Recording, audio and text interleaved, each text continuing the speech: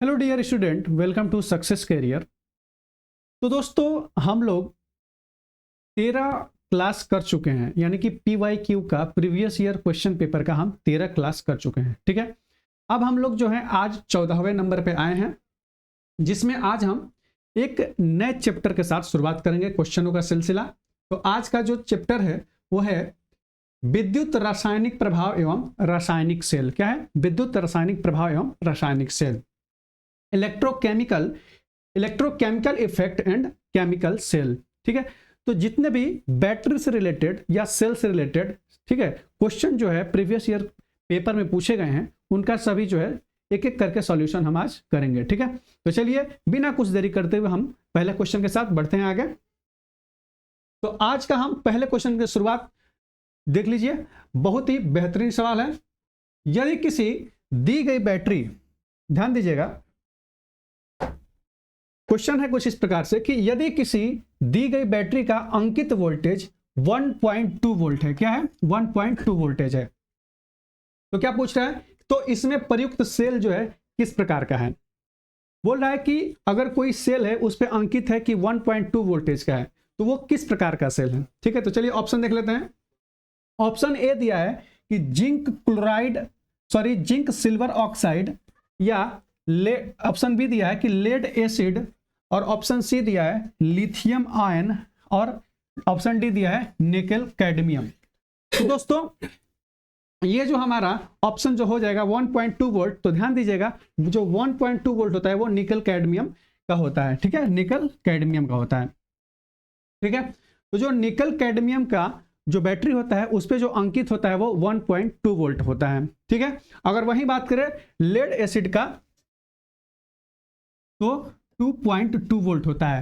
हालांकि कहीं कहीं ये क्या होता है कि 2 वोल्ट भी केवल देता है। ठीक है ना, तो क्या होता है लेड एसिड का 2.2 या 2.0 वोल्ट क्या होता है, अंकित होता है, और निकेल कैडमियम पे जो है 1.2 वोल्ट। चलिए, तो देखिए जिंक सिल्वर ऑक्साइड जो होता है इसमें कितना वोल्ट अंकित होता है, तो 1.86 होता है। ठीक है, कितना? 86 वोल्ट। और लिथियम आयन जो होता है इसमें जो अंकित होता है वो होता है लगभग 3 वोल्ट, या 2.95, है ना, 2.95 अंकित होता है। तो ये चीज जो थी, ये क्या है आपका, जो भी इस प्रकार की बैटरी होती है उस बैटरी के ऊपर जो है कितना होता है, अंकित होता है। क्या मान अंकित होता है? तो लेड एसिड का पूछेगा तो 2.0 या 2.2 वोल्ट, है ना, और निकेल कैडमियम 1.2 वोल्ट, है ना। वहीं बात करें जिंक सिल्वर ऑक्साइड का, तो 1.86 वोल्ट होता है, और लिथियम आयन जो है 3 वोल्ट या 2.95 वोल्ट होता है। ठीक है, बात समझ में आ रही है? तो चलिए अगले क्वेश्चन की ओर बढ़ते हैं। ठीक है, अब ध्यान दीजिए, देखिए दिया है लैपटॉप बैटरी को पैक बनाने के लिए किस प्रकार के सेल का उपयोग किया जाता है।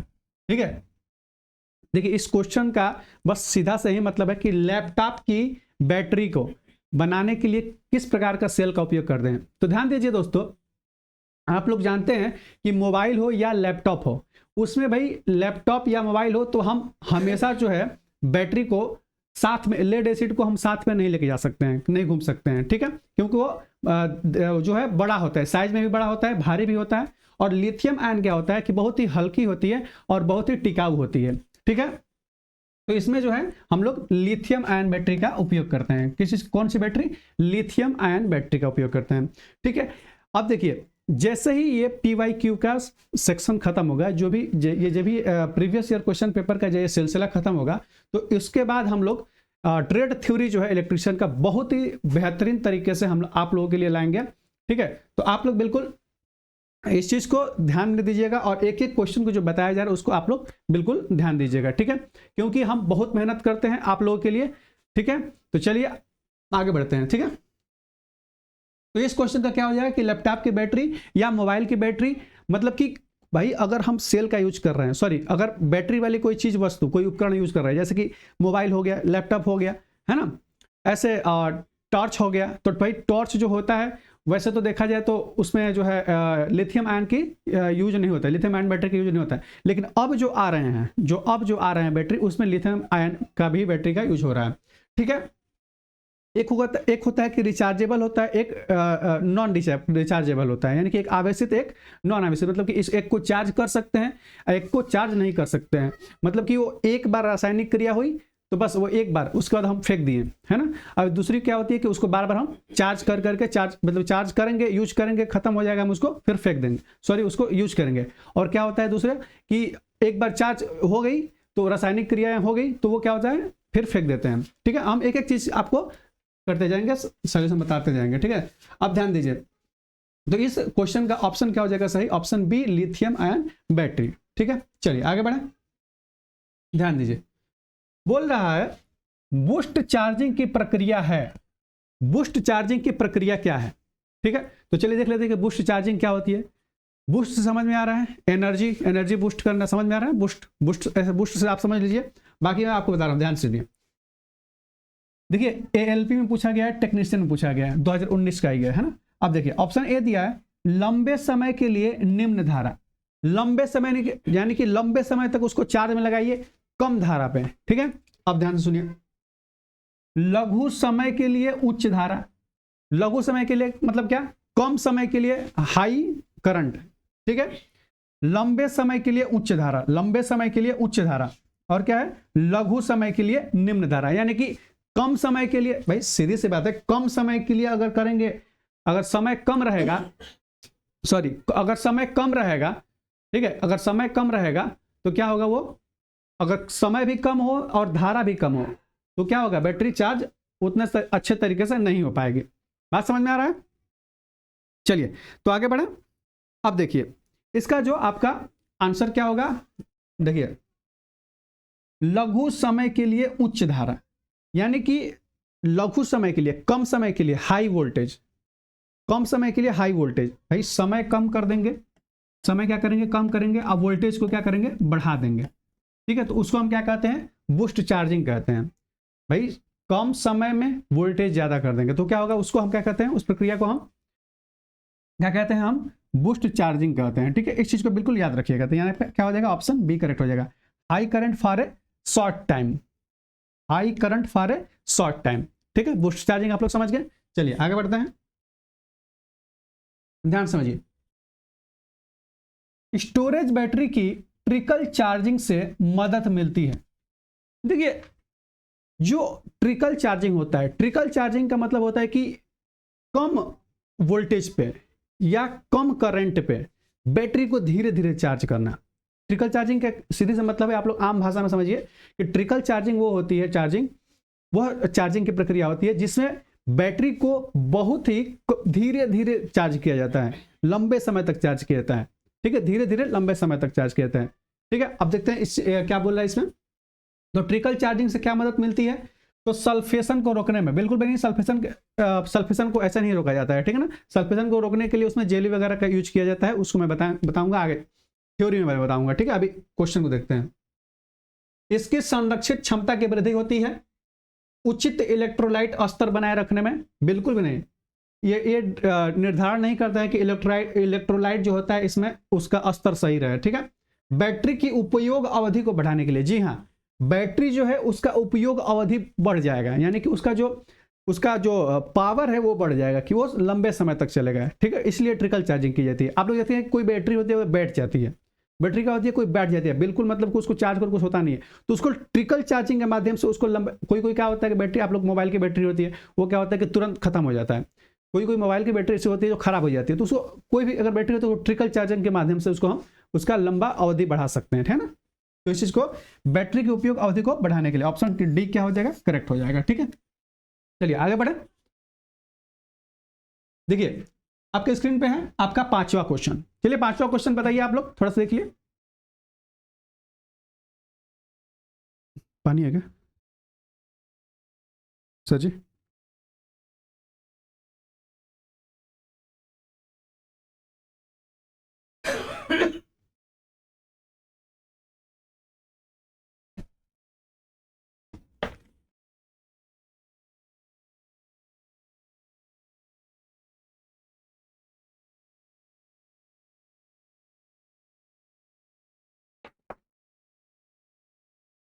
अब देखिए तो क्या दे रहा है, किसी एल्कलाइन सेल यानी कि क्षारीय सेल को 12 घंटे तक 4 एम्पियर के नियत धारा पर अनावेशित किया जाता है। ध्यान दीजिएगा, यहां पे क्या किया जा रहा है, अनावेशित किया जा रहा है यानी कि डिस्चार्ज किया जा रहा है। मैं इधर ले लेता हूं, डिस्चार्ज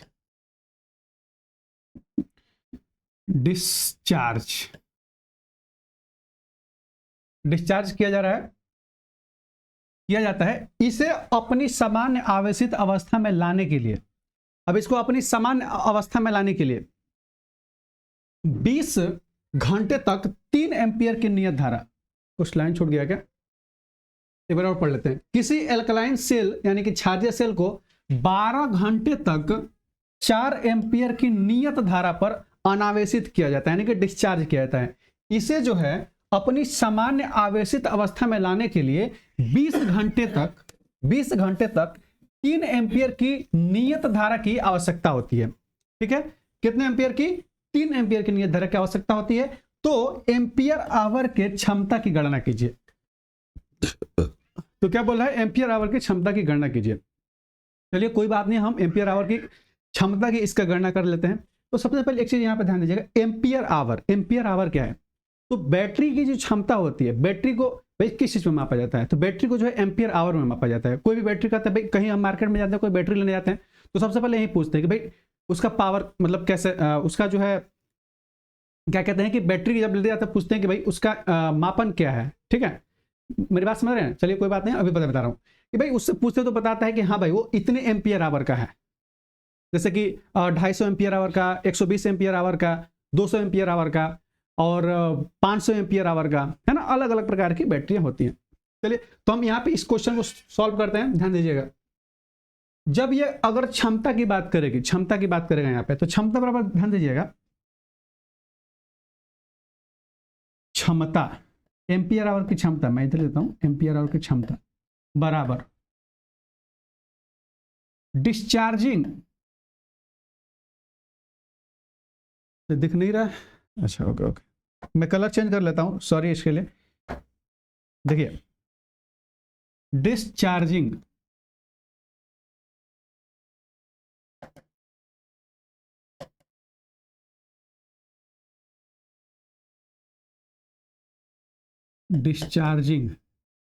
बटे में चार्जिंग गुणे 100। भाई गुणे 100 क्यों करते हैं, क्षमता लाने के लिए परसेंटेज में, है ना।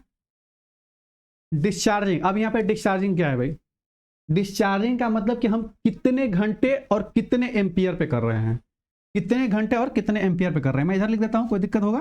चलिए 12 घंटे कितने एम्पियर पे भाई, 4 एम्पियर पे डिस्चार्जिंग, है ना, 4 एम्पियर पे। और बटे में क्या, चार्जिंग कितने पे कर रहे हैं, उसको सामान्य अवस्था में लाने के लिए, पहले वाली अवस्था में लाने के लिए। तो क्या करेंगे हम, 3 एम्पियर की नियत धारा, कितने, 20 घंटे तक। चलिए भाई 20 घंटे तक 3 एम्पियर की, और यहाँ पे गुणे क्या हो जाएगा, 100 हो जाएगा। ठीक है, चलिए कटाते पिटाते हैं, यहाँ से 4 5 20 हो जाएगा, और ये 3 चौका 12 हो जाएगा, ये हो जाएगा 20 5 100 हो जाएगा, 20 चौका 80 हो जाएगा, है ना। आज समझ आ रही है, 20 चौका 80 हो जाएगा, यानी कि 80% हो जाएगा। क्या हो जाएगा, 80% हो जाएगा, है ना। ऑप्शन इसमें आपका डी करेक्ट हो जाएगा। ठीक है, ऑप्शन डी करेक्ट हो जाएगा, 80% हो जाएगा। ठीक है, चलिए आगे बढ़ते हैं। देखिए निकल आयरन सेल की धनात्मक प्लेट किससे बनी होती है, यहां बात कर रहे हैं। देखिए मैं आपको एक एक चीज की बताऊंगा, थ्योरी में बताऊंगा, क्योंकि हमको यहाँ पे देखिए टारगेट ये लेकर चलना है मेरे को कि जल्दी से जल्दी एएलपी का जो है जितना प्रीवियस ईयर क्वेश्चन पेपर में आया हुआ है इसको कराया जाए। और जैसे ये खत्म होगा आप लोगों के लिए ट्रेड थ्योरी का जो है क्लास एकदम आएगा बेहतरीन ढंग से, आप लोग बिल्कुल यूट्यूब के इतिहास में होगा, बहुत ही बेहतरीन आएगा। ठीक है, उसके लिए बहुत ही मेहनत हो रही है आप लोगों के लिए, बस इसलिए कि आप लोग जो है बिल्कुल जल्द से जल्द जो है अपने सपनों को साकार कर पाए। ठीक है, क्योंकि आईटीआई वालों के लिए और वो भी इलेक्ट्रिशियन वालों के लिए मैं वादा करता हूं कि मैं बहुत ही बेहतर करूंगा अपनी तरफ से, पूरे 100% बहुत बढ़िया तरीका से। बस केवल आप लोगों का साथ चाहिए, आप लोग बिल्कुल एक एक जो है क्लास देखिए और उसको नोट करिए। ठीक है, और हमारे साथ बिल्कुल बने रहिए। चलिए आगे बढ़े। निकल आयरन सेल की धनात्मक प्लेट जो है किससे बनी होती है, देखिए मैं दो चीज लेके चलता हूँ, एक तो लेके चलता हूँ कि उसको समझा दूं क्वेश्चन, और दूसरी बात ये कि थोड़ा सा उसमें ट्रिक भी लगाओ, क्योंकि भाई हमको एग्जाम भी पास करना है। पीएचडी तो मैं आप लोगों को करवाऊंगा नहीं, ठीक है। तो जो है मैं आप लोगों को यहाँ पे जो है समझाऊंगा, तो थोड़ा सा मैं अगर कुछ ट्रिक भी बताता चलूंगा, है ना, जैसे कि बस हमको एग्जाम पास करना होता है ना, लेकिन हम लोग अच्छे से समझेंगे, कोई बात नहीं। देखिए, निकल आयरन सेल की धनात्मक प्लेट जो है किससे बने होती है? तो भाई देखिए ऑप्शन में देख लीजिए, निकल की बात कर रहा है तो सीधी सी बात है निकल कर लेंगे, है कि नहीं। निकल की बात कर रहा है तो बस हम निकल कर लेंगे, इस तरीके से थोड़ा हम देख लेते हैं। लेकिन एक चीज और ध्यान दीजिएगा कि निकल आयरन सेल की जो धनात्मक प्लेट बनती है वही जो बनती है निकल हाइड्रोक्साइड की ही बनती है। किस चीज की बनती है? निकल हाइड्रोक्साइड की बनती है, NaOH का ट्वाइस, ठीक है, इस चीज की बनती है। उसका क्या? धन प्लेट, है ना। इस चीज की निकल आयरन सेल की धनात्मक प्लेट जो है निकल हाइड्रोक्साइड की बनी हुई होती है। बात समझ में आ रही है? चलिए आगे बढ़े। अब ध्यान दीजिए, बैटरी चार्जर जो है, बैटरी चार्जर क्या होता है? बैटरी चार्जर क्या होता है? देखिए इसमें बहुत बेहतरीन तरीके से मैं आपको बता रहा हूं। बैटरी चार्जर में आप लोग देखे होंगे कि जैसे कोई मोबाइल की बैटरी होती है, जैसे मोबाइल होती है, मोबाइल में जैसे ही हम चार्ज में लगाते हैं मोबाइल को जैसे ही चार्जर पिन से जैसे ही मतलब चार्जर पिन लगाते हैं, तो आप लोग थोड़ा ये सोचिए कि जैसे ही हम चार्ज में लगाते हैं तो उसको अगर स्विच ऑन करते हैं तो तुरंत वो क्या होने लगता है? चार्ज होने लगता है। और क्या होता है कि जब चार्ज होने लगता है तो जैसे ही लाइट वगैरह कट जाती है, चली जाती है, तो फिर क्या होता है कि बैटरी में से यानी कि मोबाइल में से जो करंट है ना, जो उसकी पावर है वो जो है चार्जर पे आने लगती है। क्या आने लगती है? क्या? बिल्कुल भी नहीं आने लगती है, नहीं आती है। तो वो जो चीज है कि नहीं आती है वापस, केवल जा सकती है पर आ नहीं सकती है, इसके लिए यहां पे कुछ लगाया जाता है उस चार्जर में। तो क्या लगाया जाता है, चलो इसके बारे में उसी के बारे में हम यहाँ पे देखेंगे। देखिए बैटरी चार्जर में जो है दिष्टकारी यानी कि रेक्टिफायर लगा होता है। क्या लगा होता है? रेक्टिफायर लगा होता है। अब ध्यान दीजिए, रेक्टिफायर दो तरह से काम करता है। मेनली इसका काम होता है एसी को डीसी में बदलना। रेक्टिफायर का काम क्या होता है? एसी को डीसी में बदलना, बस इसका इतना ही काम होता है ना। एसी को क्या चीज? एसी को डीसी में बदलना, समझ आ रहा है? एसी को डीसी में बदलना, थोड़ा सा मैं, अच्छा कोई बात नहीं। एसी को जो है डीसी में बदलना यानी कि अल्टरनेट करंट को है डायरेक्ट करंट में चेंज करना। अल्टरनेट करंट क्या होता है? तो अल्टरनेट करंट जो हम लोग ये यूज कर रहे हैं, बिजली जो डिस्ट्रीब्यूशन लाइन से जो बिजली आती है ना, थर्मल पावर से हो गया, है ना, न्यूक्लियर पावर हो गया, ये सब जो है जो बिजली बनती है वो जो है हमारा अल्टरनेट करंट ही आता है। अब डायरेक्ट करंट क्या है? बाई बैटरी क्या है? डायरेक्ट करंट, है। तो वही एसी को भाई जब बोर्ड में लगाते हैं चार्जर को, तो वो एसी पहले वो एसी में लगाते हैं, और मोबाइल को चाहिए क्या है? डीसी पे चलना है। तो एसी को जो है डीसी में बदलने का वही क्या काम करता है? रेक्टिफायर करता है, यानी कि दुष्टकारी करता है। बात समझ में आ रही है? बात समझ में आ रही है? चलिए एक चीज और है, थोड़ा सा अगर आप लोग कुछ समझ में नहीं आ रहा होगा या थोड़ा मेरे मतलब कि इसे पढ़ाने का जो तरीका है इसमें थोड़ा सा अगर कहीं भी आप लोगों को लगे कि कुछ गड़बड़ हो रहा है तो आप लोग बिल्कुल सजेस्ट कर सकते हैं, क्योंकि मैं भी आप लोगों से ही उठ के आया हूं और आप लोगों के जैसा हूं, ठीक है ना। चलिए मैं बिल्कुल बेहतरीन बस यही चाहता हूं कि आप लोगों का बस कल्याण हो और साथ साथ सबका कल्याण हो, ठीक है ना। चलिए आगे बढ़ते हैं। देखिए बोल रहा है कि 6 वोल्ट का 6 एम्पियर आवर पर कार्य कर रहे हैं किसी 10 गुणे 0.25 वाट एलईडी वाले बैटरी लैंप की अनुमानित कार्यावधि रन टाइम कितनी होगी? कह रहा है, ध्यान दीजिएगा, कह रहा है कि 6 वोल्ट का 6 एम्पियर आवर पर कार्य कर रहे हैं किसी 10 गुणे 0.25 वाट एलईडी वाले बैटरी लैंप की अनुमानित कार्यावधि कितनी होगी? अब रन टाइम पूछ रहा है, ध्यान दीजिएगा, रन टाइम,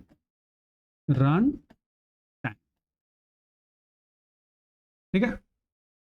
तो रन टाइम बराबर देखिए क्या होता है, सबसे पहले कि 6 वोल्ट की 6 ampere hour, 6 volt 6 ampere hour, तो 6 वोल्ट 6 एम्पियर आवर, अब बटे में क्या 10 गुणे 0.25, 10 गुणे 0.25 5। तो मैं थोड़ा अच्छे से लिख दूँ और 10 गुणे 0.25 वाट। ये आपका क्या है, वोल्टेज है ना। 6 एम्पियर आवर पर कार्य कर रहा है किसी, हाँ।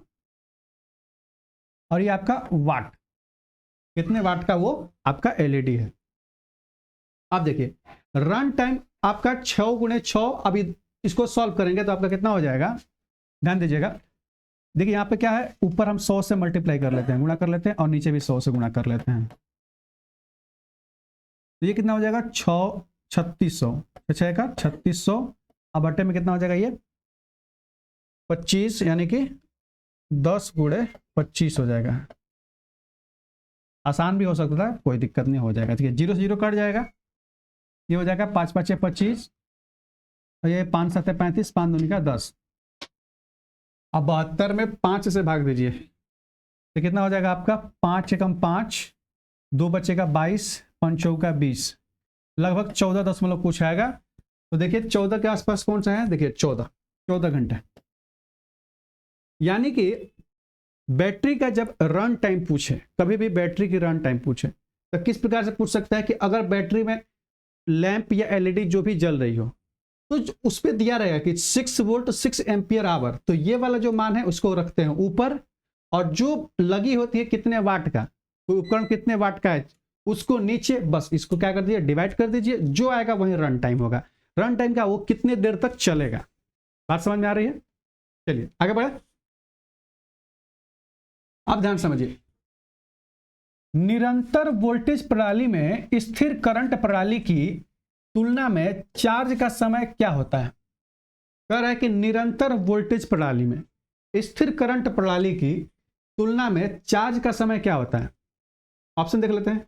यह वैसा ही है, अरे भाई ये तो बिल्कुल नहीं होगा। यह वैसा ही है, यह लगभग आधा हो गया है, यह बदलता रहता है, यह आधे से बढ़ गया है। ध्यान दीजिएगा, जब निरंतर वोल्टेज प्रणाली में निरंतर वोल्टेज प्रणाली में अगर स्थिर करंट प्रणाली की तुलना में चार्ज का समय जो होता है वो कम होता है। इसमें कहीं दिया है कम होता है। यह आधे से बढ़ा है, गलत। यह बदलता रहता है, गलत। कम होता है, यह लगभग आधा हो जाता है। देखिए कम होता है या आधा हो जाता है, यही आपका क्या हो जाएगा, बी करेक्ट हो जाएगा। कम होता है, ठीक है ना, क्या होता है, कम होता है, यानी कि आधा होता है, यहाँ पे कमी है। तो ध्यान दीजिएगा, निरंतर वोल्टेज प्रणाली में क्या होता है, स्थिर करंट प्रणाली की तुलना में चार्ज का जो समय होता है वो क्या होता है, आधा हो जाता है या कम हो जाता है। ठीक है, इस चीज को बिल्कुल ध्यान रखिएगा। इस पे एक और क्वेश्चन आएगा, और देख लीजिए, ये एएलपी टेक्नीशियन का ही क्वेश्चन है। एएलपी टेक्नीशियन में ही पूछा गया 22 जनवरी 2019 में, है ना। ये लास्ट हमको लगता है कि 4:30 से 7 बजे। अच्छा हाँ, वो 2.5 घंटे का होता है ना, पार्ट CBT 2 वाला है। चलिए आगे बढ़ते हैं। देखिए इलेक्ट्रोलिसिस प्रक्रिया के पीछे का क्या सिद्धांत है भाई। इलेक्ट्रोलिसिस की प्रक्रिया जो होता है, फैराडे का नियम, फैराडे के 2 नियम है ना। फैराडे के क्या है, 2 नियम है। फैराडे का नियम पढ़ेंगे, पहले हम इसको देखते हैं। इलेक्ट्रोलिसिस की प्रक्रिया के पीछे किसका सिद्धांत है भाई, तो फैराडे जी का सिद्धांत है। किसका सिद्धांत है, फैराडे जी का। फैराडे जी का जो प्रथम जो नियम है उसके अनुसार W बराबर ZIT होता है। W बराबर ZIT होता है ना। चलिए आगे बढ़े। देखिए लेड एसिड बैटरी का नाम मात्र सेल वोल्टेज कितना होता है। अब पूछ दिया लेड एसिड सेल, आ गया वही लेड एसिड सेल है जिसमें सल्फ्यूरिक अम्ल भरा जाता है, इलेक्ट्रोलाइट बनाया जाता है ना, डिस्टिल वाटर से। अब देखिए, अब ये जो क्वेश्चन है एएलपी में भी पूछा गया है, यूपीपीसीएल TG2 में भी, PGCIL टेक्नीशियन में भी, है ना। तो चलिए देख लेते हैं। लेड एसिड, अभी हमने बताया था आपको पहले क्वेश्चन में कि लेड एसिड का कितना वोल्टेज होता है उसका, है ना। तो लेड एसिड का 2.2 वोल्ट होता है या 2 वोल्ट होता है, यानी कि ऑप्शन ए इसका करेक्ट हो जाएगा। बात समझ में आया, चलिए आगे बढ़े। अब देखिए, स्थिर धारा प्रणाली की तुलना में स्थिर वोल्टेज प्रणाली में चार्जिंग के लिए आवश्यक समय, वैसे वही क्वेश्चन घटकर लगभग आधा रह जाता है, कम हो जाता है। ऑप्शन ए करेक्ट होगा, है ना। चलिए आगे बढ़े। अब देखिए ये क्वेश्चन को देखते हैं भाई। निकल आयरन सेल का धनात्मक प्लेट बना होता है। तो ये दोबारा रिपीट हो गया क्वेश्चन, है ना, रिपीट हो गया, कोई बात नहीं है। निकल हाइड्रोक्साइड रिपीट हो गया तो इससे घबराना नहीं है, इससे और क्या होगा, आपको याद हो जाएगा, प्रैक्टिस हो जाएगा। तो निकल हाइड्रोक्साइड हो जाएगा, है ना, ऑप्शन डी करेक्ट हो जाएगा। ठीक है, चलिए आगे बढ़ते हैं। नियत वोल्टेज चार्जर निम्नलिखित में से किसमें मदद करता है? नियत वोल्टेज चार्जर, हाँ ये सही है। नियत वोल्टेज चार्जर जो है क्या, इसमें जो है क्या मदद कर सकता है? ट्रिकल आवेशन में, भाई ट्रिकल आवेशन हमने बताया था ना, ट्रिकल आवेशन, बूस्ट वोल्टेज, है ना, बूस्ट में तेजी के साथ, ट्रिकल मतलब धीरे धीरे एकदम बिल्कुल उसको चार्ज करना, धीरे धीरे, सॉरी धीरे धीरे उसको क्या करना, चार्ज करना। तो बताइए 14 नंबर का क्या हो सकता है? ट्रिकल आवेशन, बूस्ट वोल्टेज और तीव्र आवेशन, मंद आवेशन।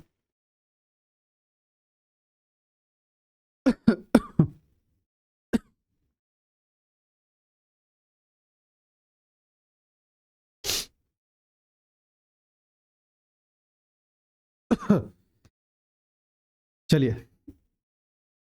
थोड़ा सा सर्दी लग गया है।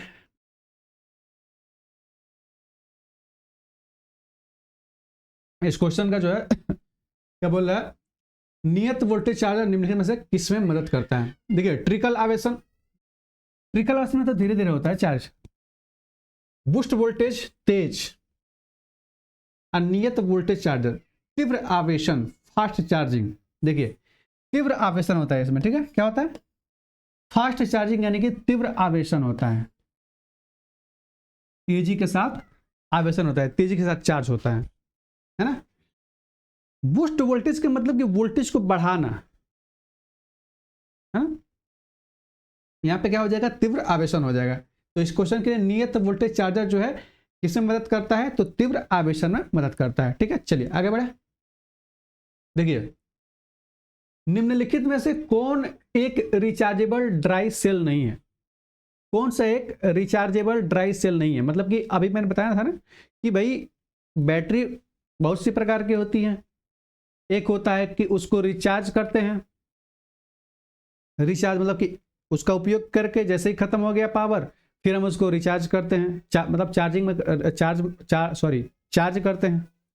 ठीक है, तो ध्यान दीजिएगा कि लिथियम आयन बैटरी ये तो रिचार्जेबल है, निकल कैडमियम भी रिचार्जेबल है, निकल मेटल हाइड्राइड भी जो है ये भी जो है आपका रिचार्जेबल है, मतलब कि ये खत्म होने के बाद दोबारा चार्ज की जाती है। लेकिन एल्कली जो होता है ये जो है आपका रिचार्ज नहीं हो सकता है। देखे होंगे आप लोग ना, घड़ी में जो सेल होता है, जो घड़ी में सेल लगता है, रिमोट में सेल लगता है, या आपका घड़ी में, या आपका टॉर्च में, पहले जो आता था टॉर्च मोटे निप्पो का सेल आता था, ये वाली सेल ऐसे, है ना, निप्पो की सेल ऐसे। ये जो होती है सूखी बैटरी होती है ना। इसके बारे में मैं सब कुछ अच्छे से बताऊंगा, पहले बस क्वेश्चन के हिसाब से मैं चल रहा हूं, ठीक है, बाकी मैं थ्योरी में बिल्कुल एकदम परफेक्ट तरीके से आपको एक एक चीज बताया जाएगा। चलिए इसका हो गया था ना, हाँ एल्कली कर लीजिएगा इसको, है ना। चलिए 16 नंबर, चार्ज करते समय लेड एसिड इलेक्ट्रोलाइट का विशिष्ट गुरुत्व क्या होता है? स्पेसिफिक ग्रेविटी क्या होती है? देखिए स्पेसिफिक ग्रेविटी पूछा जा रहा है, स्पेसिफिक ग्रेविटी। तो चार्ज करते समय लेड एसिड इलेक्ट्रोलाइट का जो विशिष्ट गुरुत्व होता है, स्पेसिफिक ग्रेविटी जो होती है, वो क्या होता है कि जैसे ही हम, ध्यान दीजिएगा, जैसे ही हम चार्ज करते हैं बैटरी को, जब चार्ज करते हैं तो जो स्पेसिफिक ग्रेविटी जो होता है वो क्या होता है, बढ़ जाता है। क्या होता है, बढ़ जाता है। ऑप्शन दिया है यह बढ़ जाता है, हाँ ऑप्शन बी करेक्ट हो जाएगा।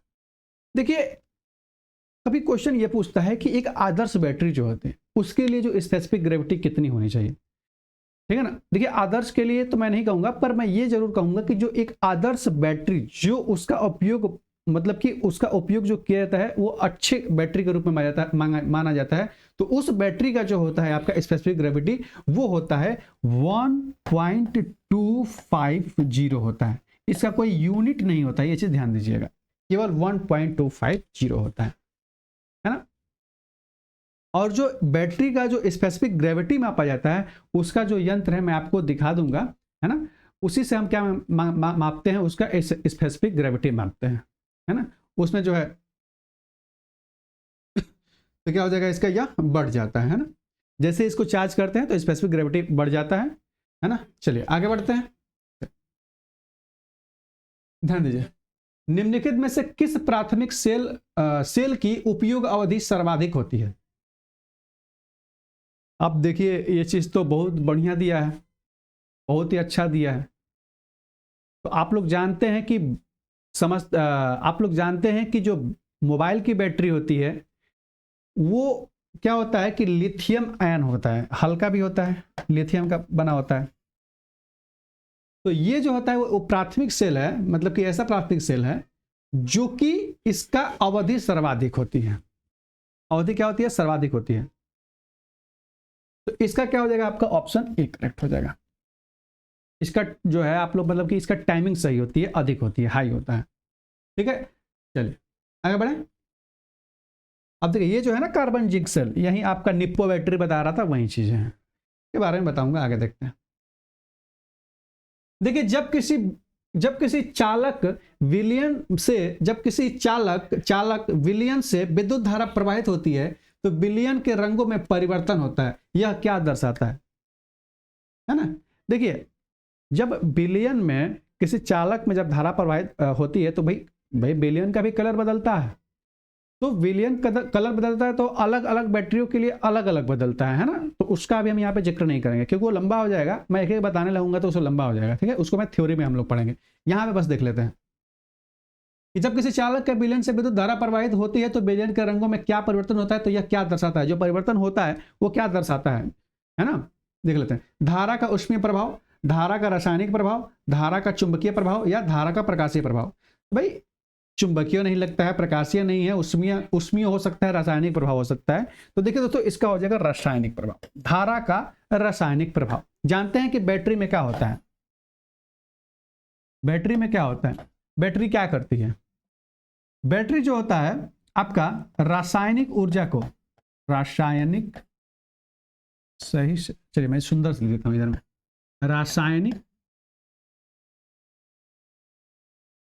रासायनिक ऊर्जा को, रासायनिक ऊर्जा को विद्युत ऊर्जा में बदलता है, विद्युत ऊर्जा में बदलता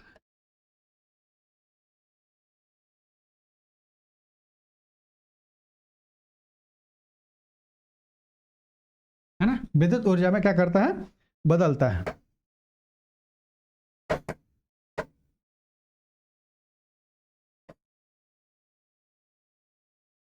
बात समझ आ रही है ना।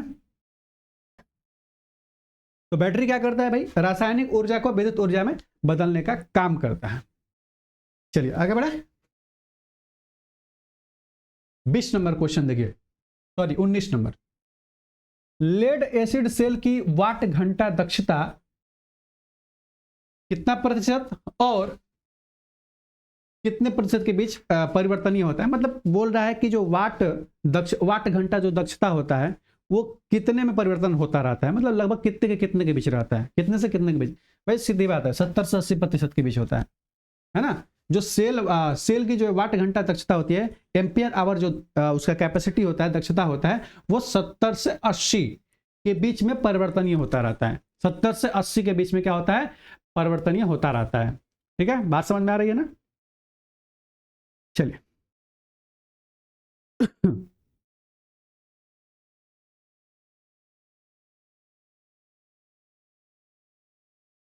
आगे देखें। एक चीज और देखिएगा, एम्पियर घंटा दक्षता, एम्पियर घंटा दक्षता, दो चीजें होती हैं। ये यहां पे क्या है, वाट घंटा दक्षता, ये तो 70-80 के बीच में फ्लक्चुएट करती रहती है ना, परिवर्तनीय होता रहता है। लेकिन वहीं अगर एम्पियर घंटा दक्षता की बात करें तो 90 से 95% के बीच में होती है। 90% से 95% के बीच में वो क्या होती है, फ्लक्चुएट करती है ना। इस चीज को भी बिल्कुल ध्यान रखिएगा, क्योंकि भाई मैं इसलिए इसको बताया क्योंकि यहाँ पे दिया है वाट घंटा दक्षता, कभी पूछ लिया एम्पियर घंटा दक्षता, ठीक है ना। तो इसके लिए क्या होता है, वाट घंटा दक्षता के लिए आपका 70 से 80% और एम्पियर घंटा दक्षता से आपका क्या हो जाएगा आपका 90 से 95%। हालांकि बैटरी के लिए तो हमको यही उपयोगी है ज्यादातर, हालांकि है तो दोनों ही याद करिएगा, दोनों क्वेश्चन आएगा। चलिए आगे बढ़ते हैं। बैटरी की रेटिंग सामान्यतः किस में मापी जाती है? देखिए वही मैं बता रहा था, शुरू में बता रहा था ना कि वो दुकान पे जाते हैं तो उसके सबसे पहले रेटिंग देख के करते हैं, है ना, किसी चीज का रेटिंग देख करके, भाई उसकी रेटिंग क्या है ना। तो रेटिंग अभी पढ़ते चले आ रहे हैं बार बार, क्या है, एम्पियर घंटा में रेटिंग क्या होती है, जो बैटरी की रेटिंग क्या होती है, एम्पियर घंटा, एम्पियर आवर होता है ना, एम्पियर आवर, AH सभी बैटरी पर लिखा रहता है FH। मैं आपको दिखाऊंगा बैटरी,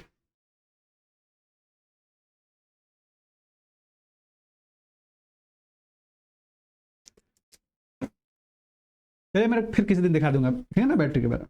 एम्पियर आप लोग बैटरी पे देखिएगा, एम्पियर घंटा देता है, वोल्टेज दिखाता है। तो दो ही चीज होता है, जो लिथियम आयन में होता है वो 2.95 होता है वोल्ट, या तो 3.0 यानी कि 3 वोल्ट का होता है ना। उससे भी एम्पियर आवर होता है, भाई एम्पियर आवर है कितने एम्पियर है कितने घंटे, इस पर लिखा होता है, यानी 500 एम्पियर आवर का होता है, या 250 120 ऐसे करके होता है। डी करेक्ट कर लीजिएगा ना। आगे बढ़, देखिए निम्नलिखित में से किस बैटरी में वैद्युत अपघट्य, इसको वैद्युत करिएगा, वैद्युत अपघट्य के रूप में तनु सल्फ्यूरिक अम्ल, देखिए दोस्तों तनु सल्फ्यूरिक अम्ल ये क्या होता है, H2SO4 है ना आपका, H2SO4 है ना। तनु सल्फ्यूरिक अम्ल का प्रयोग किया जाता है, तो देखिए किस में किया जाता है, तो ध्यान दीजिएगा ये लेड एसिड में किया जाता है, सीसा संचायक बैटरी में की जाती है, लेड एसिड में, लेड एसिड बैटरी में की जाती है। थोड़ा सा मैं आप लोगों को और एक चीज बताना चाहूंगा, जो ये H2SO4 होता है, भाई अगर हम बात करें आपको कि इलेक्ट्रोलाइट जो तैयार की जाती है, इसमें जो लेड एसिड वाले बैटरी में जो इलेक्ट्रोलाइट तैयार की जाती है, वो क्या क्या चीज मिक्स करके जो इलेक्ट्रोलाइट बनाया जाता है ना। तो थोड़ा सा हम लोग इस चीज को पढ़ लेते हैं, जान लेते हैं। देखिए जो ये H2SO4 है ना, ये आपका क्या है, एक एसिड है, आई एसिड है।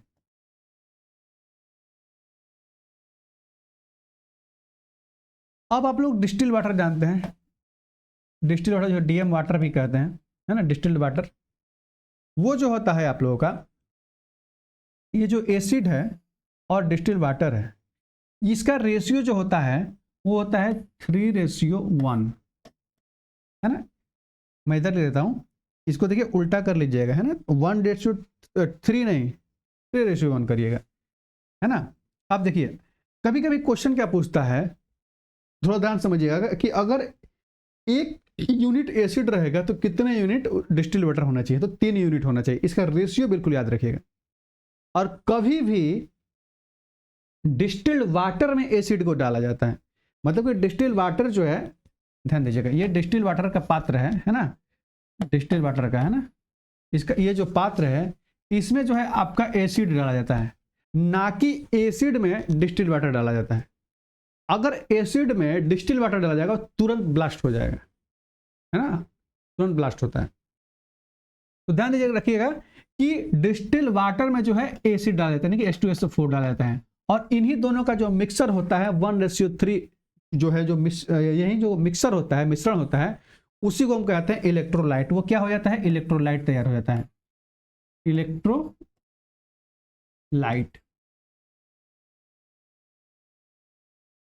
अब ये इलेक्ट्रोलाइट नॉर्मल होता है, जब इसको हम चार्ज करते हैं, जब इसको हम क्या करते हैं, चार्ज करते हैं, तो इसको क्या करते हैं, जब नई बैटरी होती है तो इलेक्ट्रोलाइट उसमें डाला जाता है, नई बैटरी में इलेक्ट्रोलाइट डाला जाएगा, उसको फिर हम चार्ज करते हैं, फिर डिस्चार्ज करते हैं, फिर चार्ज करते हैं, फिर डिस्चार्ज करते हैं, है ना। उसकी क्या क्षमता बढ़ाने के लिए फिर ट्रिकल चार्जिंग करते हैं, बूस्ट चार्जिंग करते हैं, क्यों, क्योंकि उसका जो है कैपेसिटी जो है बैटरी का बढ़ाने के लिए, और उसको जो है टाइमिंग बढ़ाने के लिए, है ना। ये चीजें आप लोग बिल्कुल याद रखिएगा। चलिए ठीक है आगे बढ़े। शुष्क सेल ये सेल है ना, शुष्क सेल का विद्युत वाहक बल, है ना, इलेक्ट्रोमोटिव फोर्स, विद्युत वाहक बल लगभग कितना होता है, बोल रहा है कि सूखी बैटरियों का विद्युत वाहक बल लगभग कितना होता है, वहीं वोल्टेज कितना होता है। ये भी देखिए ALP technician Indian ordnance factory में पूछा गया है और एमपी लाइन अटेंडेंट में पूछा गया है। भाई शुष्क सेल, सूखी सेल में बताइए कितना होता है? ये क्या है 0 2 वोल्ट, ये तो दोनों एक ही है भाई। ये जानते हैं लेड एसिड है, लेड एसिड, ये लेड एसिड है, ये भी लेड एसिड ही है, लेड एसिड है ना। और ये आपका 2.5 है, तो ना ही लेड एसिड है और ना ही ये आपका लिथियम आयन है, लिथियम। तो भाई इसका जो सही ऑप्शन हो जाएगा वो हो जाएगा ऑप्शन नंबर ए, यानी कि 1.5 वोल्ट का होता है। 1.5 वोल्ट का होता है कितना? 1.2 वोल्ट या 1.5 वोल्ट के लगभग करीब होता है। तो जो शुष्क सेल जो होता है उसका विद्युत वाहक बल जो होता है वो क्या होता है? लगभग 1.5 वोल्ट का होता है ना। हाँ 1.5 वोल्ट, ठीक है। आगे बढ़े, 22 नंबर आप लोग हो गया। चलिए आगे बढ़ते हैं।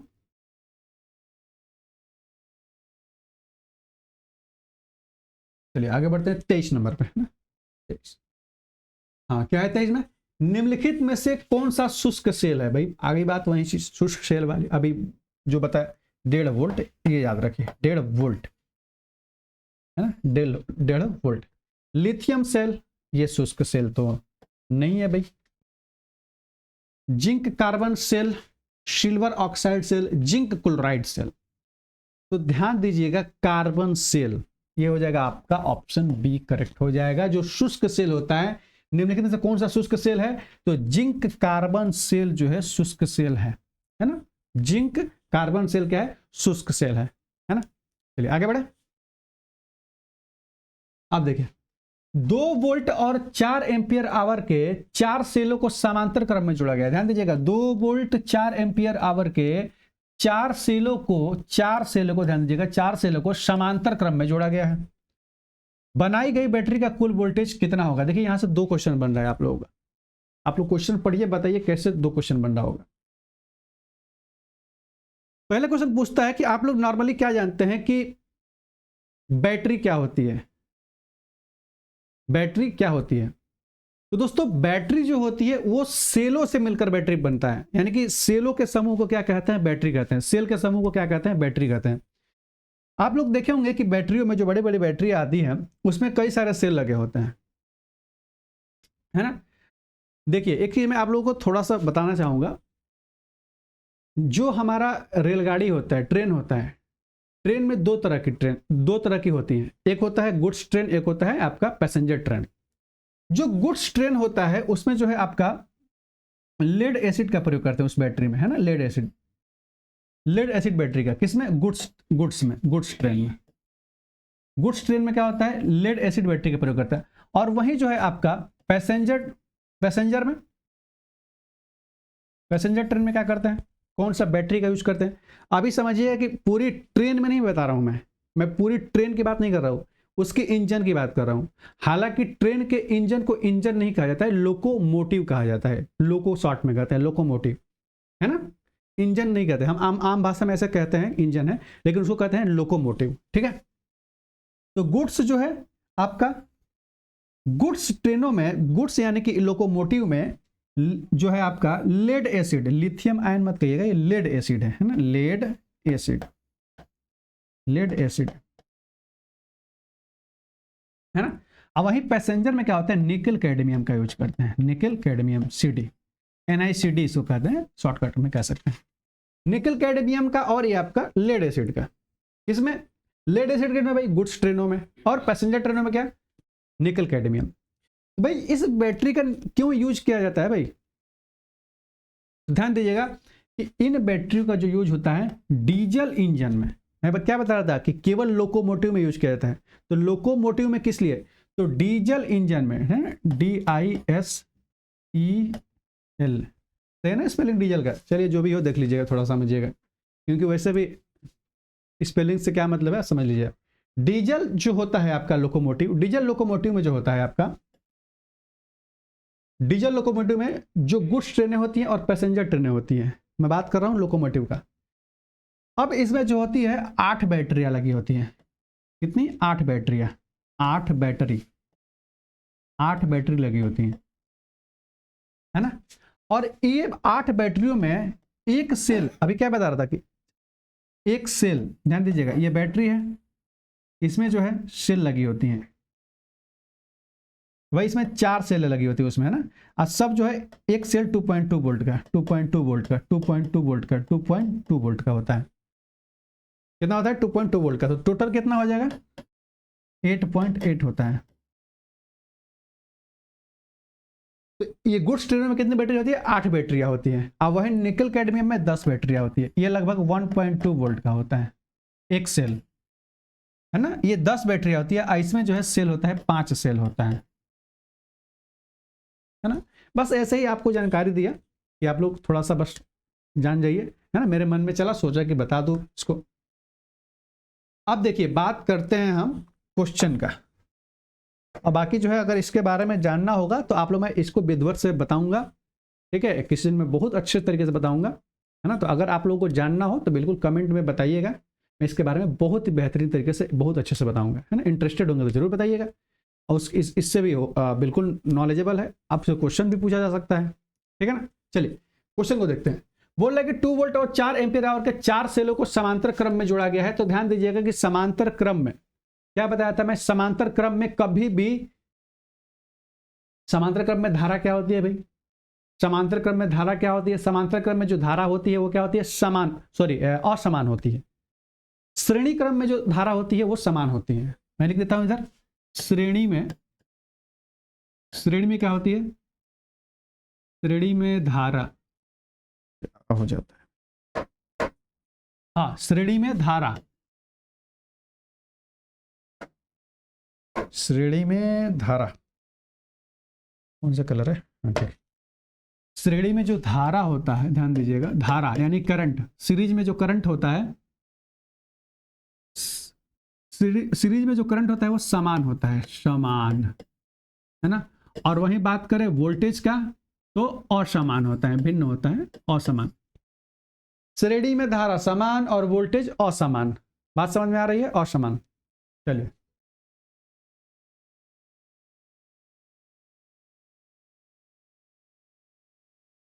अब वहीं समांतर में बात की जाए, समांतर में, तो समांतर में जो है धारा आपका क्या होता है?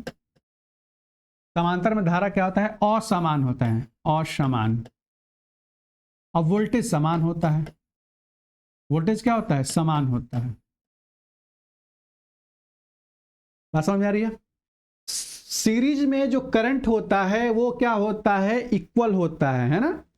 और वोल्टेज क्या होता है? अनइक्वल होता है। और वहीं पैरेलल में क्या होता है कि जो करंट होता है वो क्या होता है? सेम होता है, समान होता है। और वोल्टेज जो होता है, सॉरी, धारा जो होता है असमान होता है ना। अब वोल्टेज क्या होता है? समान होता है, समांतर में समान होता है। भाई सीधी सी बात है, बोल रहा है कि 2 वोल्ट, बात यहां पे कर दिया 2 वोल्ट की, 2 वोल्ट और 4 एम्पियर आवर के 4 सेलों को समांतर क्रम में जोड़कर बनाई गई बैटरी का कुल वोल्टेज कितना होगा? वोल्टेज क्या होगा भाई?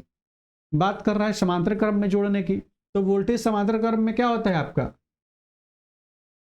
वोल्टेज और धारा भी अनुक्रमानुपाती आई होता है कि नहीं होता है? तो भाई धारा बराबर है तो वोल्टेज बराबर होगा, यानी कि 2 वोल्ट है तो आप समांतर में कितना भी जोड़िए होगा 2 ही वोल्ट। ऑप्शन कौन सा? डी करेक्ट हो जाएगा। बात समझ में आ रही है? बात समझ में आ रही है? चलिए आगे बढ़े।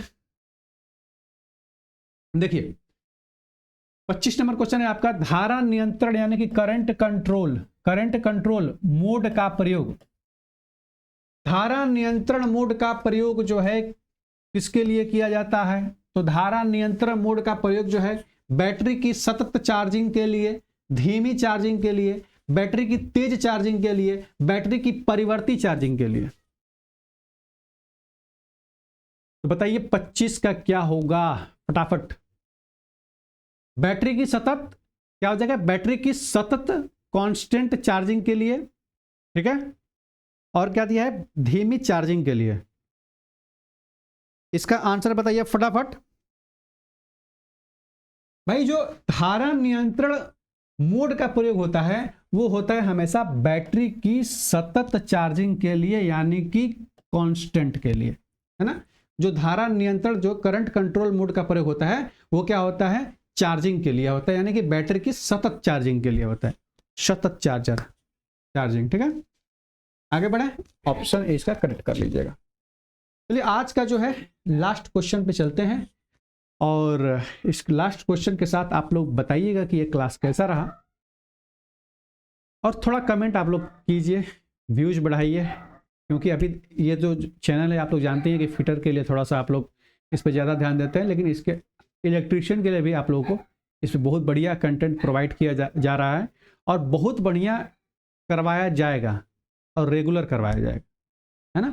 तो बिल्कुल एकदम जुड़ जाइए, आप लोग हमेशा जुड़े रहिए, है ना। सक्सेस करियर से बिल्कुल जुड़िए, ज़्यादा से ज़्यादा लोग जुड़िए, और वीडियो को शेयर कीजिए। आप लोग जो भी आप लोग देख रहे होंगे, आप लोग को पता ही है, देख रहे हैं कुछ क्लास को जो, तो आप लोग जो है शेयर करिए, ज़्यादा से ज़्यादा शेयर करिए, ठीक है ना। क्योंकि सिलेक्शन जो है आने वाले समय में, सिलेक्शन सबसे ज़्यादा जो है आपका सक्सेस करियर से मिलना चाहिए, है ना। तो आप लोग बिल्कुल, आप लोग थोड़ा कमेंट करिए, आप लोग बताइए, है ना, सेशन को कैसा लग रहा है, उसके अनुसार हम लोग जो है बहुत मेहनत करेंगे। अब आप लोगों के लिए बहुत ज़्यादा जो है सिलेक्शन दिलाएंगे, है ना। तो आप लोग बिल्कुल एकदम मेहनत करते रहिए, देखते रहिए। चलिए आगे बढ़, लास्ट क्वेश्चन हम एक बार देख लेते हैं। एएलपी टेक्नीशियन 2019 में पूछा है, भाई 4 एग्जाम में पूछा है, देख रहे हैं ना, 1 2 3 4 14 नंबर है भाई। ये तो डिपीट कर दिया, 3 ही एग्जाम में कहते हैं, है ना, 3 एग्जाम में पूछा गया, एएलपी टेक्नीशियन, पीजीएसएल टेक्नीशियन और आपका हरियाणा शिफ्टिंग असिस्टेंट में। चलिए, किसी विद्युत अपघटनी प्रक्रिया में अवक्षेपित सामग्री के द्रव्यमान m की गणना करने के लिए व्यंजक क्या है। कोई बात नहीं, देख लेते हैं भाई। m या इसको w भी कहते हैं, ध्यान दीजिएगा, कभी कभी इसको w भी कहते हैं, इसको ऑप्शन बी कर लीजिएगा, है ना, ऑप्शन बी कर लीजिएगा। ये जो फार्मूला होता है m बराबर जेड आई टी, m बराबर जेड आई टी मतलब समझ रहे हैं ना सर, ये होता है q बराबर आई टी। अब ये Q क्या है आपका, मैं बताया था, Q आवेश है, क्या है, आवेश, Q क्या है, आवेश, और I क्या है आपका, धारा यानी कि करंट, और T क्या है, समय। तो ध्यान दीजिएगा कि अगर इलेक्ट्रोड पे जमा सल्फेशन या आपका तुल्यांक भार वगैरह निकालना हो, तुल्यांक भार ये जो है m निकालना हो, ग्राम में होता है, तो इसके लिए हम ये फार्मूला लगाते हैं ना। इसके बारे में मैं अगले दिन विधिवत बताऊंगा, अभी के लिए बस इतना ही। आप लोग बिल्कुल देखते रहिएगा, ठीक है। अब हाँ, इसका बी करेक्ट हो जाएगा, ठीक है। तो आप लोग बिल्कुल, आप लोग बने रहिएगा, और आप लोग एक एक क्लास को शेयर जरूर करिएगा, और हम लोग आप लोगों के लिए बहुत ही बेहतरीन कंटेंट लेके आने वाले हैं, और आप लोगों के लिए थ्योरी का क्लास जो है जबरदस्त चलेगी इस चैनल पे, सक्सेस कैरियर पे, ठीक है। तो आप लोग बिल्कुल शेयर करिए, कमेंट करिए, बिल्कुल एक एक चीज को देखिए, क्योंकि हम लोग बहुत मेहनत कर रहे हैं, ठीक है ना। चलिए कल मिलते हैं, तब तक के लिए नमस्कार।